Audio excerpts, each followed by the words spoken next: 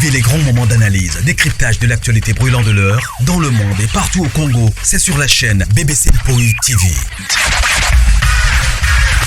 Toutes les vérités sur fond d'analyse, décryptage, sans langue de bois. Sur BBC Mpoi TV, on passe au peigne fin, l'actualité brûlant de l'heure. Nous sommes fiers d'être Congolais, nous sommes fiers d'être Africains. Construisons ensemble une bonne société pour nous et pour nos enfants. Tous à la fière, Yakozala Congolais, tous à la fière, Yakozala Africain, tous à la na Bomoko, Poto Tonga Mboka, Pona Biso, Nabanda Nabiso. Voilà. Bonjour, bonsoir, bon dimanche. Et si que les hommes et les binos partout dans le monde. La grande famille, j'espère que non, vous allez bien. Biso penaloba, toujours la grâce de notre Dieu nous suffit. Bande kokola la kolamuka eza habiti d'été. Ceux qui les lots sous toza parmi les vivants, eza juste miséricorde yanzambe na biso. Voilà bandeko, ticket nzambe nanga mona bino nzambe nanga apamwelangai bino. Voilà, kota aimer partager, pourquoi pas ko s'abonner. Ceux qui zamba la liboso okutani na vidéo na biso s'abonner et ko sa biso toujours bien. Voilà bandeko, ezanga wabino BBC Mpoi TV. Ba bon dimanche lisusu. Voilà. Titre bomoni, photo ya miniature na biso bomoni bandeko, na vraiment bino tamula ite le leza dimanche.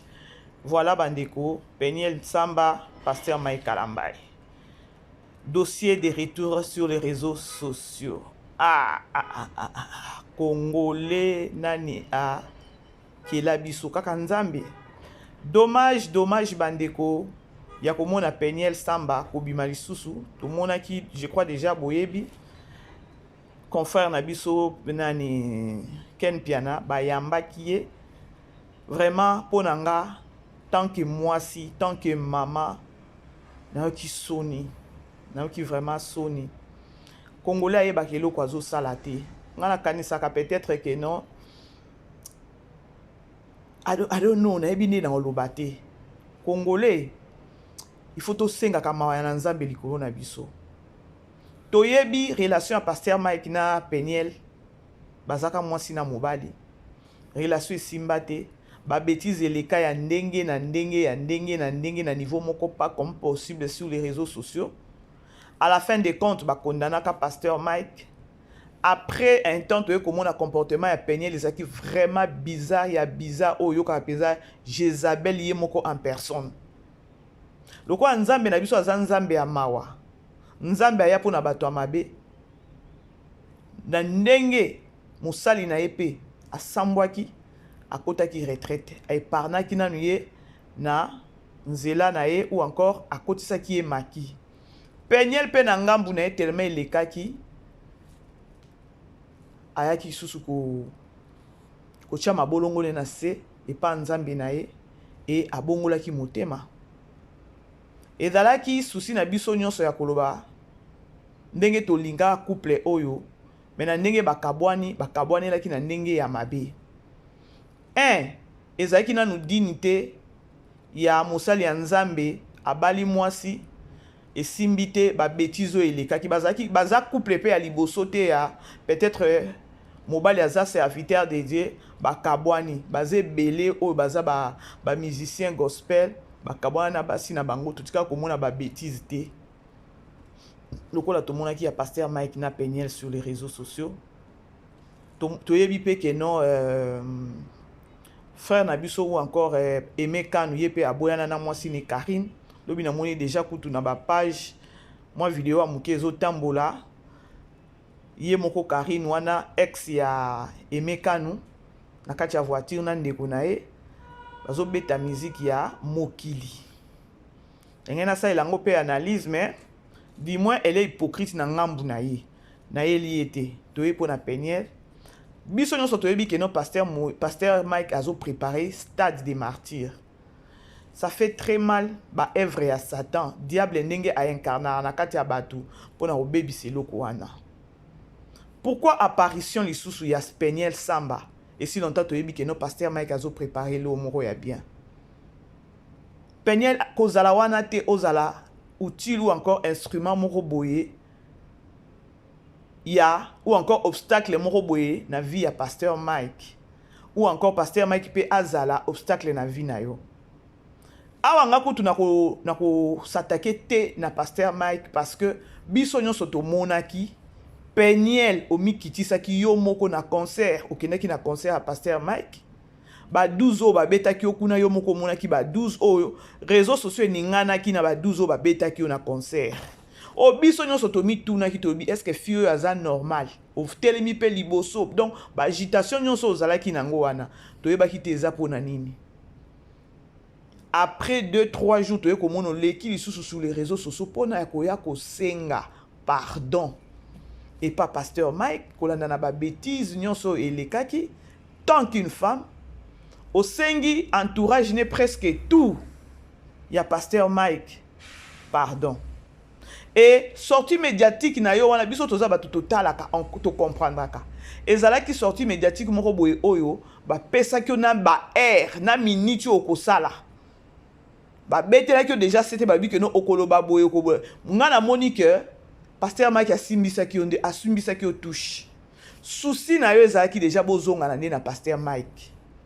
Te voir lelo oya ko bima oloba ke non pasteur Mike a otinda bana soki ba okozonga na papa soki maman oki kozonga na papa et tout wala nyonso eza soni biso toza bana mikete nani Peniel pour façon oyo yo sala ki sorti médiatique ya ko senga mokili pardon réseaux sociaux ningana kiawa ba biso ba mususu ba yamba biso na ba chaîne ba tu mususu pona ko intervenir makambo oyo bokozala pour ou contre ceux qui peignaient na pasteur Mike bazongani bande ko biso toza banani ceux qui biso to bazongana te me bato basi balingani ceux qui nzambe lisusu lobaki ke non bango bakozala bongo et puis un temps bakozongana biso to banini et ozaka volonté ya nzambe mais zaki souhait ya bato nyonso akoloba ke non couple ane zaki couple moko bato ebele babande kolingango si il s'agit ya kobongisa ba obongisa mais ngai na lobaki na yebi ke non pasteur Mike azaka sayen akoki kosala eloko wana te. Ce qui a sali yango, il faut ba yeba ndenge ko bongisa. Ko bongisa na bokene na coutume. Alors yo so ça serviteur de Dieu. Coutume c'est la sorcellerie. Alors biso nyo soto mona ki sorti médiatique ya Peniel. Façon Peniel la bana koloba. Façon azaki na komikitisa. To comprendre que non nani Peniel azana besoin mobali na ye. Ba simbisi e touche.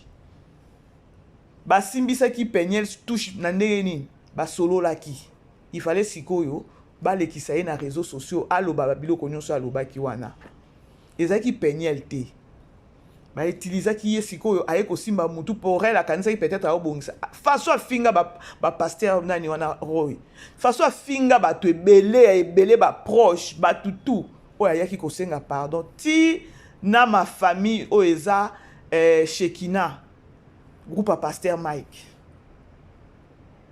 asenga ki pardon ya Peniel les aki ke non liba les ozonga nzoka ba utiliser ki ba bimisa ki ba tanda ki ende ya yeba kité pour sortir médiatique a sali lisusu ba yambie awawa azana rage azonga donc au sentir koloba na ye nde Peniel kaka wana donc ariashi mususu ye oyo elle vient informer aux gens depuis octobre sola na banate.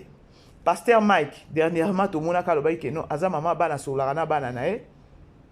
Il y a eu démentir en gros, soit disant depuis octobre solarana bana nae te. Soit disant Azalaka deuxième bureau, il y a Pasteur Mike. Il y a sa qui femme légitime te. Donc c'est le même bêtise. Ceux qui vont tali sortie médiatique lorsqu'il y a qui conseille pardon, vous allez comprendre que non. Et Zala qui était parce que tu as dit Peniel de façon à l'obaka. Façon azaki abane koloba eza babiloko moko bakochaki mikitisa zala boye zala na imera boye loba boye ba pese 15 minutes pas plus à 15 minutes kata babane pe ko signaler pour déborder te ya koloba makamususu eza yango te et la personne wana bimaka na ezaka Peniel te basimbisa ki touche aye ba kité peut-être bon ce qui te dit to bongisa tu dois d'abord passer sur les réseaux sociaux au senga pardon na batunyo so boye ba pesa ki condition. Elle n'avait pas le choix, basimbisa kende touche. Pour sortir, oh, n'est pas yambi et pas Peniel, et pas Ken. Oh, sentir que nos rage n'est pas ezakaka. Soit disant, elle est née de nouveau. Soit disant, comme kosambela. Soit disant, comme kosale lanzambe. Azaki mutako bimisa ba bêtises abimisi te. Azaki mutako bimisa ba bêtises abimisa kite. Est-ce qu'à se rendre compte ya koloba que non même pas une année? nanu inane koki te oyo abimaki koya kosenga pardon. Ndenge ya sengaki pardon, ata soki pasteur Mike na ngambu na ye, azo continuer ba bêtise etali ete. Papa bakaboni na pasteur Mike asala 10 ans zo balate eza ye, yosko vandia na ozo calculer ba jour 6 ans abala te. Au moins te que no peine elle a un problème ya mutu. Bandeko bobete la fille au maboko te. Bobete la peine maboko te, nous sommes fatigués. Eza yena ariashu. Yena ariashu. Oya ko informer batu ke non azana mwasi ne mususu ya balaka na plateau na balobi nani Enis Olangi abi ngana zaki femme légitime tenga na zaki deuxième bureau akine nanu ko bongisa na mwasi na liboso eza message nini alingi a lancer biso nyonso toyebi ke non pasteur Mike abimaka na Enis Olangi mais Enis Olangi présentement azana ndako na libala babala ye azana bala na mibale poto nini alingi ya mema lisusu na réseaux sociaux na komba pasteur Mike ou encore na komba Enis bon mona te ke non moi so azaka ke luka dinité à moi c'est eza wapi diable ayebi vraiment ko nager na kati ya ba vie ya bato kaka na awa uti même pas 7 mois 8 mois je ne pense pas ce que c'est coquille. Tobetelaki yango pe maboko bato mususu pe bamonaki oke non ridicule. Il fallait garder na yo bandouana. Mais tala ndenge abimi lisusu kwa ko informer bato ngana zaki mwasi ami balé eboy. Donc pour elle lorsque ça qui sorti médiatique na ayebaki kaka kenon bazo zonga na pasteur Mike. Ba conditionner yo les cas parce qu'au finga trop. Au finga trop les cas que ne ko senga pardon. Nzoka ne ba simbisa ki e touche. Siko ba kanda wana aye siko kopesa biso ba version mususu. Donc abamba ni susu na même poto. Bon moto muteza wapi. Ça fait très mal ya komona muto yo lobi ke non. Je suis né de nouveau na komi osalela nzambe et tout. Bandeko kosalela nzambe. Eza facile ya koloba ke non na osambela nzambe. Mais kotambola na droiture tant que moi na nzambe bandeko eza facilité, je vous dis. Eza facilité bandeko toza na kati ya monde wana moko na osimba mutu. Siko okima ndenge nini? Parce que yo nzamba kanga yo déjà singana kingo. Soki okeka musika na eza kufa osa nini? Donc sengaka toujours ma nzambe za likolo na yo Saint-Esprit est kamba yo diriger yo, la chair est faible mais l'esprit a besoin de Dieu. Alors, je suis né de nouveau, oui, quand on né de nouveau, c'est facile. Mais qu'on pratiquer, ou encore qu'on landanzela wana chemin wana, bandeko, eza facilité. Eza facilité. Bota la nenge penye la yaki ko senga bato ba pardon. Na pardon yemoko kuta zolo ba kenon, je suis la seule. On a ça là trop de bêtises sur les réseaux sociaux. Na bimipe avec beaucoup de courage. J'ai ko senga pardon. Wana ndezaki déjà koloba ke non nzambe likola sepela kinango. Comme pour dire que lokolo yo touché les pères de mes enfants, on a sengi pardon et tout, ma famille chez Kina, pasteur Roy, bah tout. Mais lelo oyo bandi lisusu. Nyonso na nyonso pona nini préparation ya stade. Peniel, de toi-même, ata soki ke non, depuis octobre, ozo solana banate. Maman, oublie non natala no ban, bosala non banana na sens ke non, basé pas papa na bango. Cause la obstacle était, ya bana wana bi ya papa na bango. Concert wana, eza pour honneur à papa bana na yo. Alors cause la utile mon côté ya koloba ke no ba oyo ba bundisaka pasteur Mike na musala na ye ou encore na ndenge na minicho makite komi po na stade wana ya concert à stade wana ba ya ba côté la kaka pa na donc comme on dirait élément moko faible ya ba yini ya pasteur Mike ba na ko côté la ka partir na yo ma chère utilise un peu ta tête non na mona ki obana ko sala déjà émission moko bozo ya mama na yo et sala ki ezaki nani moko ya bien idée moko ya bien bo sala ki yo na mama na yo. Mais obungi lisusu, oza mwana ndenge nini? Peniel. Nini yango pe si la kate? Nini yango pe si la kate? Tango zo ba passer ma 6 ans abala. Siko 6 ans yo bali. 6 ans yo bali. Bêtise combien la kisi batu. Soki yo koloba 6 ans wana donc na 6 ans wana olingo informer batu ke non na 6 ans wana pasteur Mike azo sakana na basa azo sala kindumba. Mais siko tala pe na yo pe na ngambu na 6 ans wana osali nini?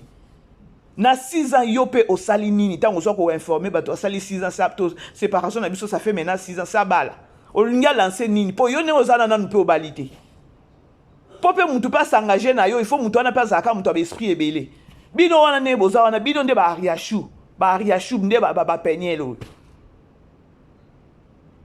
aza mobali ozo ko informer parce que non nga nazo sana o préparer vie na nga ya so préparer vite donc okomi oso simba na yo mutu lorsque ko ya ko informer batu ke non nga nazaka femme légitime na été nani abimi zoba tango ozo ko informer batu nani abimi zoba yo ndo bimi zoba po yebaki ke no za abala mais okota pourquoi diable Boti qu'elle est toujours porte à côté. Pourquoi Peniel Olingo Zaka toujours porte d'entrée yako baby ça musala ya papa banana yo.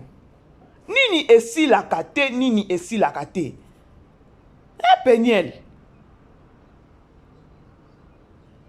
Mais batu ba obete la Peniel o maboko bandeko. Communauté congolaise. Yango nga na lobaka. Lorsque nga na yaka ko sala banali nga na yaka ko telemi ba anti-valère. Pasteur Mike azo préparer stade na Pourquoi bakote la ka Peniel? Si on a ngambo Peniel, tant que moi na pasteur, aucun vanda to lobi que non. Diable c'est un riseur. Pourquoi bazo kota kaka na nzela na yo? Na nzela na aucun ta kolobate. Azo préparer concert na ye, na zala obstacle na été. Tous de la nan concert les gars. Ça fait mal hein? Bandeko bo aimer beau partager, natika moins na 3-4 minutes. Oye ko informer batu bokende boy akende ko luka akende nan ko bongisa libala ne ya bal olingo informer batu nini to yeba déjà que no pasteur Mike Abimana Enis Olangi ezaki vraiment libala mais esimba ki na ngote Enis ya batu bo respecter c'est une femme légitime abala koba so na bana mi bale so misato pona nini yo lingo banda ko pakola batu salite lisusu Peniel Olingo informé mokili nini donc pourtant kozala wana ka pona ko kitisa papa bana na yo siko di moi na ba comportement boy nanga pe na ko ndima te bana ngo ba solola na yo parce que moi maman na bino zolinga toujours ko kitisa nga maman na bino zo ko loba ba bêtise na réseaux sociaux siko obenga osola na bana nanga pe na ondima ngo te na miti na place à pasteur Mike na ko ndima yango te franchement oza maman moko exemplaire te Kaka mwana ana nengo lobi ke non après 2 jours ya yoko ça la sortie médiatique ya ko senga mokili pardon mwana no liboso abengi bosolo laki a etuni yo mama na moni osengi pardon olimbisi papa et tout conversation notre nengo informé batu peut-être lobi isusu ko benga yo bi mama nini lisusu na mona ki obimi lisusu pona ko loba boy pona papa au moins te ke non yo ndo za ridicule bana na ba okolate bêtise de société na réseaux sociaux nous autres on a yo et ça na réseaux sociaux est-ce que tu réfléchis pourquoi batu bazalaka nga ça fait mal parfois bandeko ngai ne nazabo na lingate nazala pont ou bien nazala obstacle ya mutu moko boye azana peut-être na babitumba na ye mais nga nazala pont nazala sous porte ya diable ya ko utiliser nga pona ye ba sous ko pengwisa mutu wana na evitaka eloko wana mais et pas Peniel azata na niveau moko ata mukete ya ko réfléchir ya ko ba oh papa moi nanga papa bana nanga azala ka trop combattu azana étoile na ye mais mokili ta la communauté congolaise push o bana ko dernièrement o bana ko ya ozo yemba banzembo pasteur Liki ya so nzambi nanga ya pasteur Mike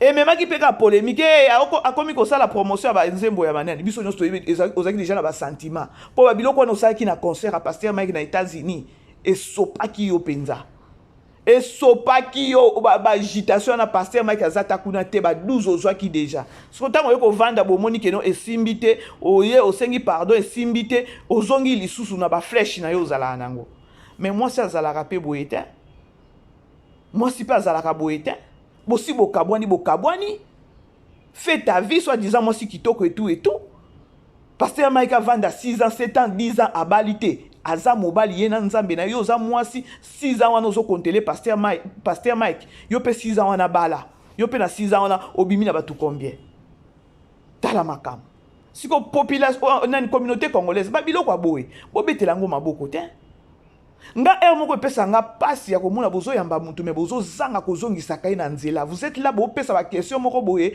ya polémique kaka po bo pelisa moto na réseaux sociaux Mais pour la kozongisa mutu na nzela, bosalela yango te. Nga elekela nga makasi. Tant que journaliste, tant que chroniqueur, qu'on y faut, malgré ton côté dans la fenêtre. Mais tu essaies à faire ça, la recherche, comment est-ce qu'on travaille. Bino vous allez toujours dans la question de polémique. La question de montre pelande à copela. Mais la personne au boyambi, elle n'est pas aussi parfaite. Bola qui sait ba défaut, bola qui sait ma bena, bola qui sait non maman yo pe na ngambo. Ndé bon moi il fallait bando ça dans ndé to ko aider communauté congolaise plutôt.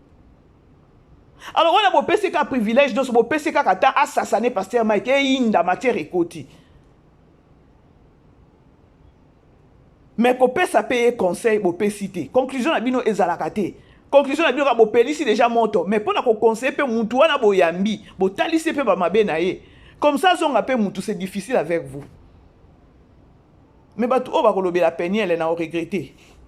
Non regretter ma casse donc mission ezaki ke no bazonga na pasteur Mike amoni ke no ba simbisi touche simbité aye suna ba dossier mususu ya koloba ke non 6 ans depuis octobre na osola na bana te et mataki kitaki éducation bana na États-Unis eza bien te yo pe yango na oza na éducation te bozo mona ke non malobo yazo bimiso zo la kisake non penye la za problème à mutu c'est comme si ba kisi wana ya dépression elingi banda esilié ça fait mal. Papa bala nazo préparer concert lobia bitumbe se telemi batu bazo bundise yo pokomi y compris na kati pourquoi oza matière oza outil wana ya ko blesser ya ko bebisa pardon franchement mokiliza na matam. Alors bandeko bon dimanche ici que zo melibino je vous aime aimez partager makam to mona sur les réseaux sociaux ça passe sortie médiatique ya penyel oyo non mutazala rapé boété ariation musuye o voilà tokutani bon dimanche c'est que zomé bino bisous bye bye. Vivez les grands moments d'analyse, décryptage de l'actualité brûlant de l'heure dans le monde et partout au Congo, c'est sur la chaîne BBC Mpoi TV. Toutes les vérités sur fond d'analyse, décryptage sans langue de bois. Sur BBC Mpoi TV, on passe au peigne fin l'actualité brûlant de l'heure. Nous sommes fiers d'être Congolais, nous sommes fiers d'être Africains. Construisons ensemble une bonne société pour nous et pour nos enfants. Tous à la fière, Yakozala Congolais, tous à la fière, Yakozala Africain, tous à la na Bomoko, Poto Tonga Mboka, Pona Biso, na Banda na Biso.